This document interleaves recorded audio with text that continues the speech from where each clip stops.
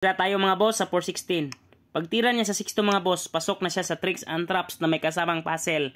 Kung gusto niyo malaman, tapusin ang video. Sa opening na 115 versus 215, 5-1 lang tayo. 6-2, 214, 313, 7-2. Pag 7-3 niya mga boss, 10-5 lang, aatras siya mga boss, ganyan. Tira tayo 215, 8-3. 416, 313. Pag 5-4 natin mga boss, pag tira ng blow sa 7-3 mga boss, huwag mong kagatin yung lanse kasi matatalo ka. Kaya ang gagawin mo, 9-5 lang. Pagkain siya mga boss, sabay, atras.